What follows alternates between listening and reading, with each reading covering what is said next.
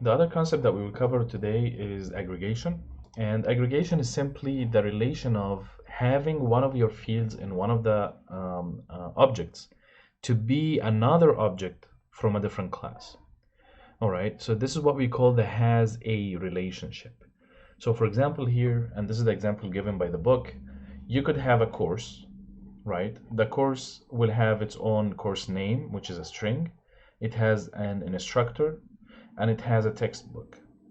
Now, you could put so many information about instructor. So instructor could be a complete different class, which has its own fields. Last name is a string, first name is a string, office number. All right, so that's the instructor with all of its complex getters, constructors, everything that you want here with an instructor. Then for the textbook, you have the same thing. The textbook has a title, has an author, a publisher, a year of publication, edition, whatever you want. And that is another complex object. Now, these two objects are parts of the course object, as you can see here. All right, so that is the concept of aggregation. That's it, done. All right, now the problem is things related to aggregation can get complex. All right, and this is what we want to spend some time and explain. All right, so that's just aggregation is a single slide. We are done with the concept. It's just a field that is an object from a different class. Now, as you handle this complexity, which is very, very helpful, right? Now you can break everything into a very small piece and then put it all together to create something that is more powerful, or an object that is more powerful, which is great. However, you have to be very careful of how to do this. All right, and this is what we want to cover next. Now, before I go and cover all of these details and tricks, I'm going to show you the example that was given by the book. So I'm going to upload this and you have access to it. So as we said, the course is the object that has a textbook and has an instructor. So if you think about it here this way, all right, an instructor, it has a string last name, it has first name, office number, right? And all of these fields, all right, these are all strings and they are all private, declared in this way. So it's just a single line split into three lines. And then you have your own constructor here, you have another constructor, then you have the setter, and that's a one set that is going to set everything for that instructor. And then you have the toString method, we override it, and we print something, a string that is, or return a string that is useful, that tells us something about this instructor. Now the same goes with the textbook. We have private string, title, author, publisher. We have constructor, another constructor, set, and the toString. So we are keeping the classes very simple in this sense. All right. Then we have the course itself, which is more complex now. It has private string course name, or course name in this case, and then it has a private instructor. All right. So this is not a primitive data type. It's not a string. It's another complex object. All right, called of data type instructor, or of the type instructor. Then we have another textbook. And then we have a constructor which takes a name, it takes an instructor object, it takes a textbook object, and then what it does that it goes and sets the course name to name, it sets the instructor, the field here, to this instructor, and textbook to this textbook. Notice here the difference. Notice here that a name is just assigned immediately, whereas instructor and textbook, we are actually creating a new object out of that input. All right, and we are assigning this new object to our local instructor, new object to our instance textbook, new textbook to our instance textbook. Then we have the get name, get instructor, get textbook, and we have the toString method, and that complex thing is now can be used simply by creating a new instructor, right, called Kramer Sean, and this is his office. All right, and then we have a textbook starting out with Java. This is the book that we are using, right? The author Gaddis and the publisher Pearson. And then we have the my course, right, is going to be constructed as a new course that has the name Intro to Java. It has an instructor as my instructor, and it has a textbook, my textbook. and then I can print the information of my course, because the course has its own toString method, which is going to print useful information. And notice here that I didn't call the toString method toString. I could, right? But it's the same thing as putting the object here, because that automatically goes and calls the toString method. So if I compile this and run it, this is what we get. We have course name, intro to Java, and instructor information that has the last name Kramer, has the first name Sean, office hours is this, textbook information, we have this. So that's, you see here the complexity of, you have an instructor designed, course designed, and textbook designed, and the course is using instructor and textbook as fields in it. So that looks nice and looks very intuitive, all right? However, there are a couple of details that we need to be very careful with, which I would like to highlight. For example, here the question of, why did I say course name is equal to name immediately, whereas in instructor and textbook I had to create new, right? The same in the get name, I just return course name, whereas in an instructor get instructor, I return new instructor, right? So notice here that this is, if you remember from the last lecture, that, or last video, that is a copy constructor, right? So that's a copy constructor, that's a copy constructor. So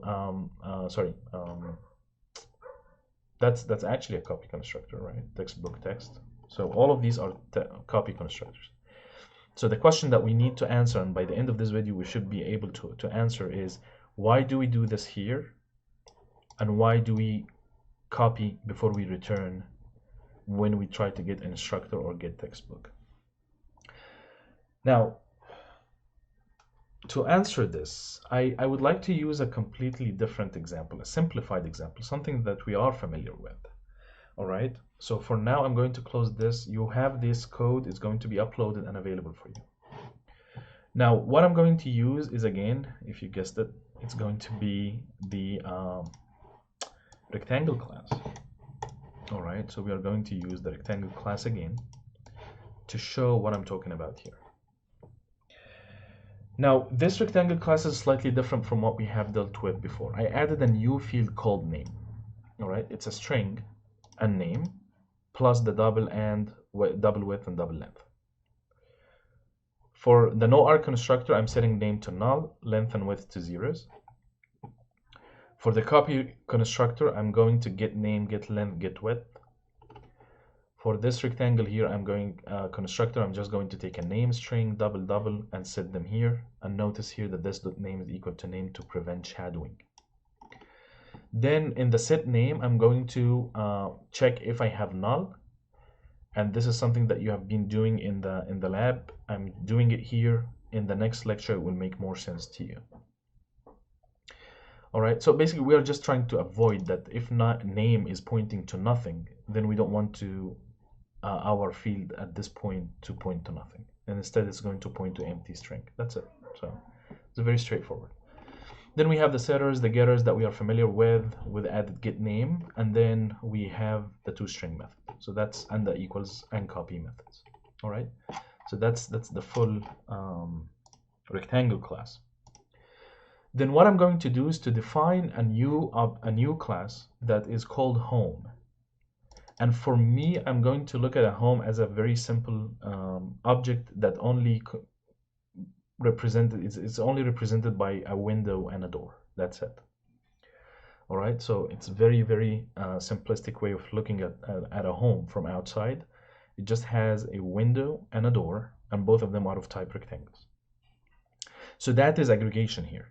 If you notice from the concept, that's aggregation, because the home is a class that has two fields, and these two fields are actually another object called rectangle.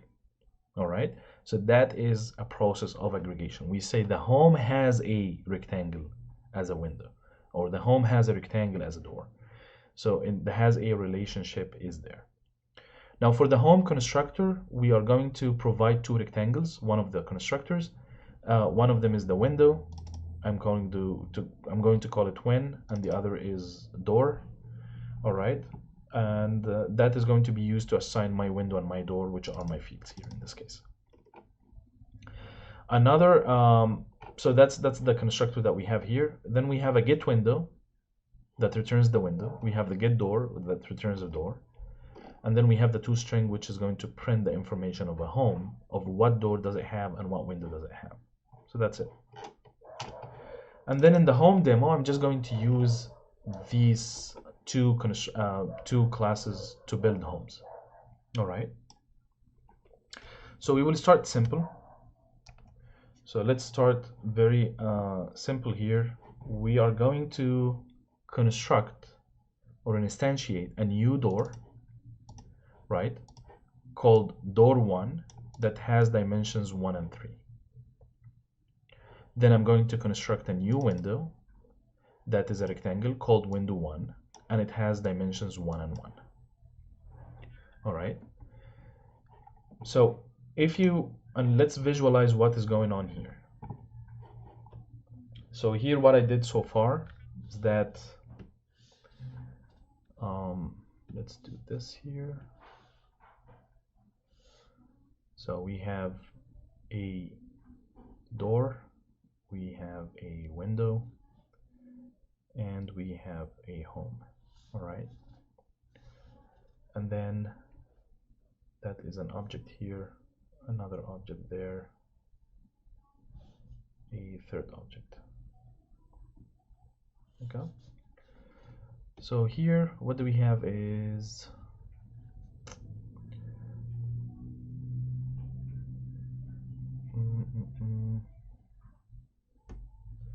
so we have door, address 1 pointing to the door, which has length of 1 and width, or length of 3 and width of 1. We have the window, which has a different address pointing to a new rectangle, which has length of 1 and width of 1. All right. And then if we go back to the code, what I do next is that I take this door, this window, pass them to home to create a new object, my home, right, which is constructed using this window and door. So here is my home, which is going to be pointing to a different object in the memory, address 3, and that has a door and window objects, right? And these doors and windows are the door and the window, they are going to point to 2 more objects, supposedly, which are the rectangle or of type rectangle. All right, now to understand how this is going to happen, let's look at the code in which home and home, the new home is constructed. So if we go to home and see the constructor in which we are providing 2 rectangles, this is the constructor that is going to be called, right? Now notice here that my window, all right, so here actually this should be not just door and window, this should be my door, my window. All right, so these are the 2 fields of this object. Now, as I said, if we look at home and how it's being constructed, my window is going to point to when, the input, and my rectangle, my door is going to point to new rectangle that looks like door, or constructed as copy of door. So what does that mean? It means that when I pass these 2 inputs, all right, my window is equal to when my door, let's write it here, is equal to door. All right. Now notice here that when is this one,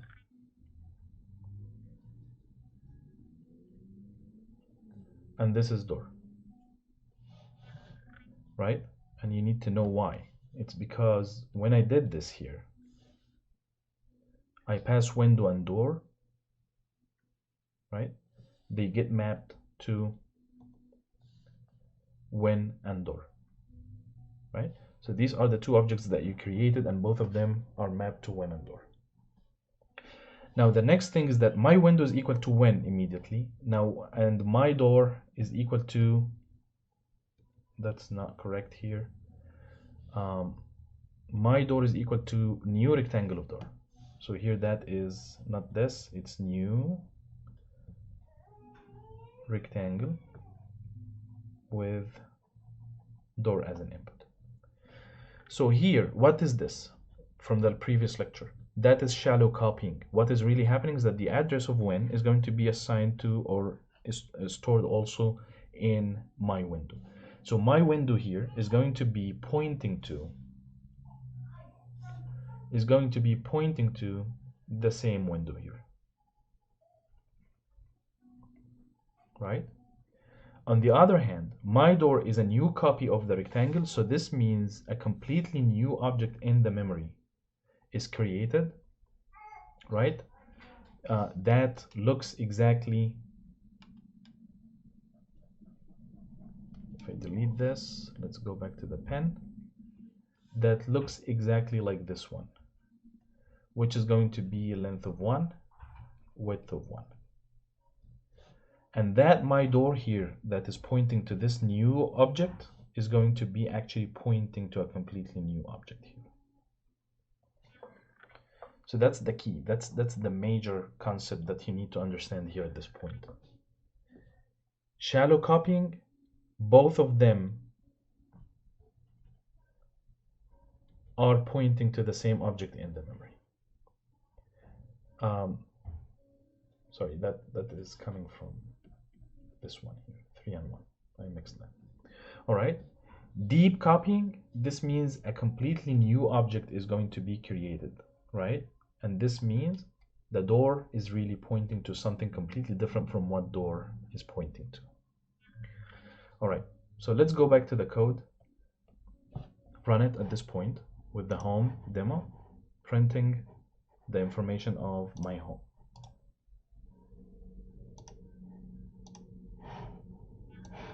So this is what we get so far.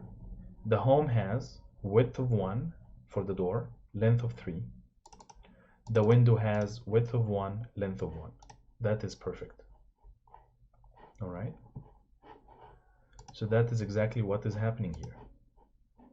My home is really having a door that has 3 and 1 and a window that has 1 and 1. The only thing is that which window and door does it have?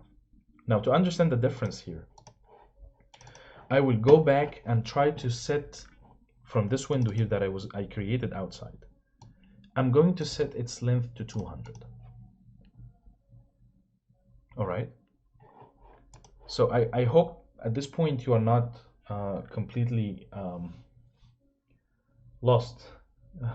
It's an important concept. It's not very straightforward. So I would like you to focus here. Now notice here that first thing I created my door, which is a door here, right? Then I go and create a window, which is a window here, right? 1 by 1, 3 by 1. Then I go and create a home, right, which has a door and a window. Okay, now from what I explained here, you need to understand that this door, all right, is, if I call this 1, that is door 2. It's completely different. However, if I call this door window X, that is still window X, because both of them are pointing to the window X. All right. So now next what I did is that I went to this window here and I set one of its dimensions to be 200. So that's the scenario. This is what is happening here.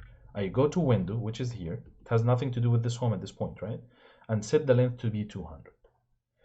Then I'm going to go back and try to print the information about my home, which has these dimensions. All right. So if I remove this, try to print the home information again, notice what's going to happen. The window of my home got impacted to be 200 as well, even though I didn't do anything with home here, right? I didn't mention my home. I didn't set the window of my home to anything. Just going and changing this window to become 300 or 200 did the same thing to the home. And that actually explains that concept that I'm explaining here, that this window X is exactly the same window X. So when I change window X here to 200, it will reflect at my home to make my window 200. All right, so the bottom line is that when I passed to the home here, the window and the door, if you shallow copy the window, then you're vulnerable now, because now anybody who has this reference variable window again outside your home can change the dimensions of your home. On the other hand, to protect yourself, what you did is that you created a copy of whatever is passed to you. All right, so I come and tell you, here's a door with the dimensions 1 and 3. And instead of taking the same door that you don't know if I have the keys for it or not, what you do is that you go and buy something very similar to it with the same dimensions. This is what you did here, right? And instead of taking the same window, and I can open it from outside because I know how because it's the same object I'm dealing with. All right, so that's the important concept. So whenever you take an input as an object as an input, what you want to do is to create a copy of it to protect yourself and make sure that you have a unique object in the memory just for you, right? Completely different from this one here. So that is for inputs. All right, so that's why we have these two here showing you examples. This is the right way, this is not the good way. All right, shallow copying is not good.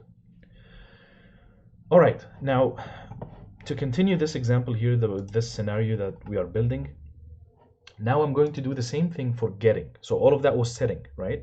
Setting the window and the door. Now getting the window and getting the door, I have two scenarios here. Either to get the window as return my window, all right, or return the window the door as a copy of your door. So here I'm going to, since we agree now that this is the right way to do it, I'm just going to create new rectangle window. All right, so this is the right way. So now I know that my home is unique. My home is not sharing this reference anymore. It's not. All right, I deleted this by changing that constructor. Instead, now I have my own completely new object, which has a length of 1 and the width of 1. All right, so that, there we go. All right, so that's my window, that's my door. They are completely different from these inputs. Perfect. Now let's say I go and ask you to return the window, return the door. All right, or in other words, let's try to think of this silly scenario. I would like to get from you the dimensions of your window and door. All right, I'm interested in building a home similar to yours. So you would like to return to me this information, all right? And you have one of two ways to do it. You could go and do something like this. When you get the window, you get the window as return my window. Or you could return the get door by returning a copy of your door. All right? Now let's see what is the difference. The difference is, notice here, by the way, that when I change the home, the build my window is equal to new rectangle window. I'm going to run this example again and see what's going to happen if I change the window to be 200. Would it impact my code? Might impact my home. Oh, there we go. See?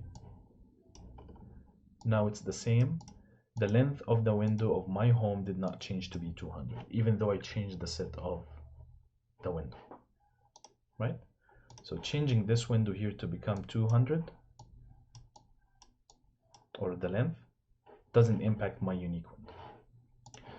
All right, perfect. So again, let's go back to our old example. Now we would like to continue by getting the window and the door.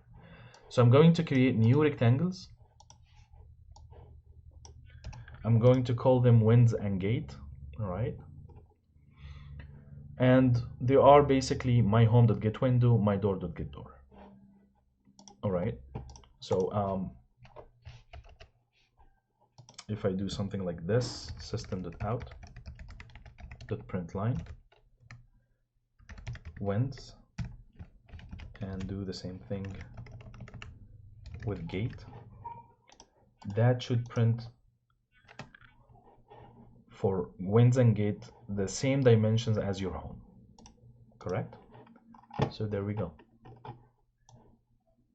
The wind has 1 and 1, the gate has 1 and 3, which exactly matches your home. Perfect. Now, what if from this wind that I just created, I'm going to set its length to 2000, and for the gate I'm going to set its length to 1000.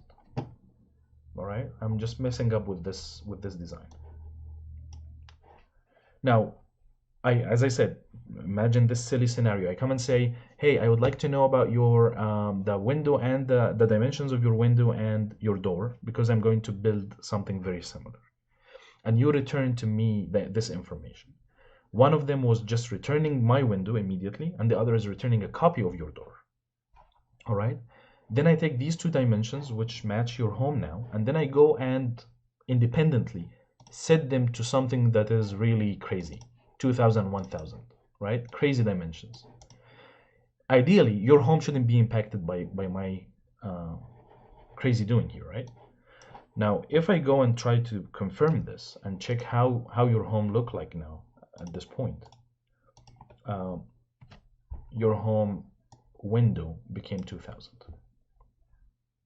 right? The door did not get any problems. It did not get affected.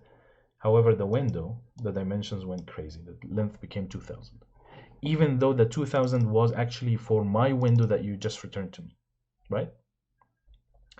Now, that is again because of the way you returned the stuff to me. One of them was returning the actual my window, which is, in other words, returning a reference to your window, all right? Whereas the get door is returning a copy of your door. So if we try to visualize how is this happening here, all right, I'm going to delete this part.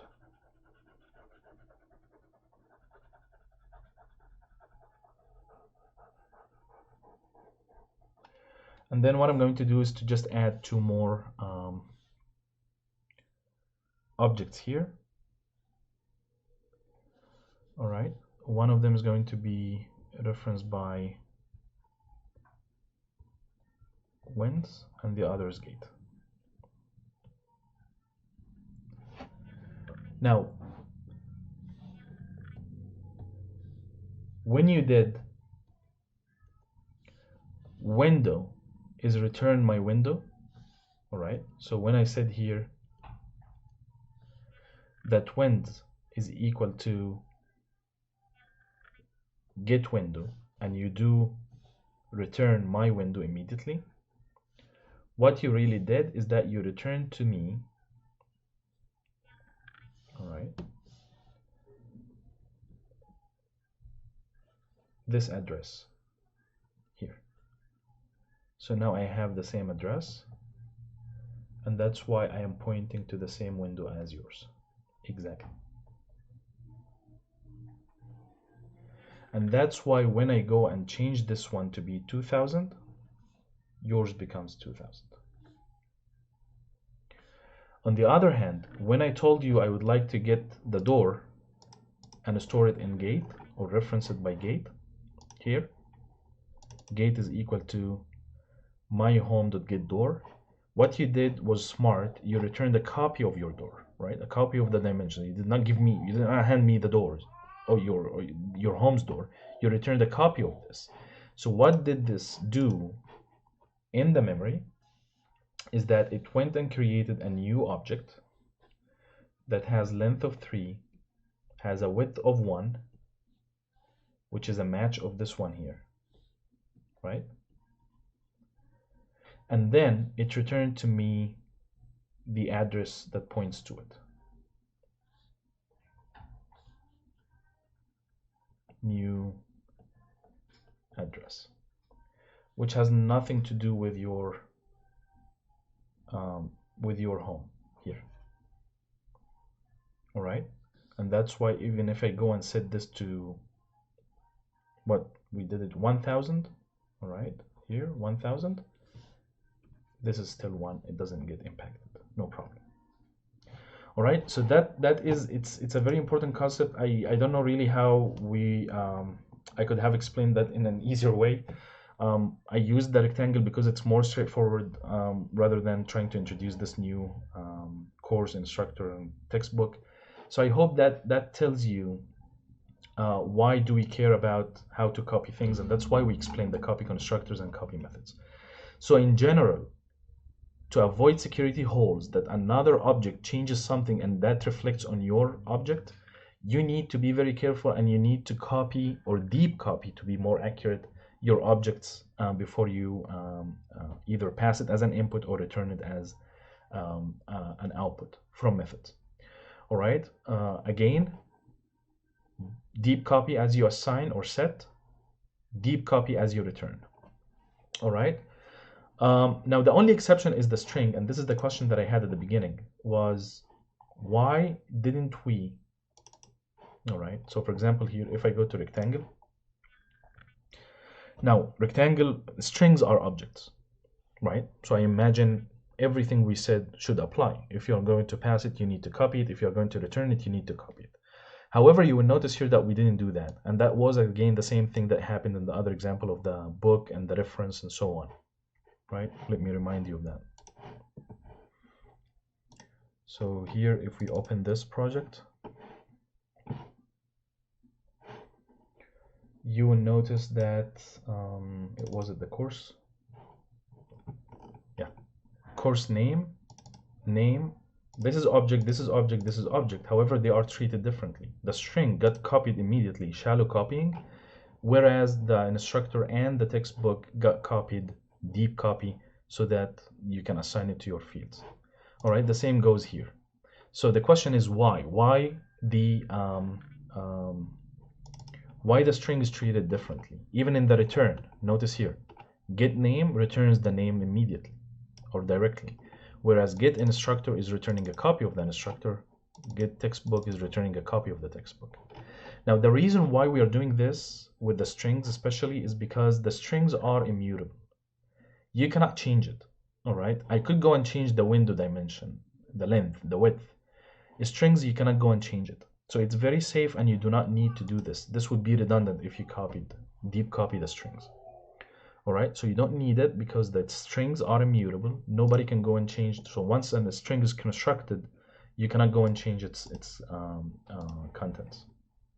All right, and that's why we do not do this with the strings.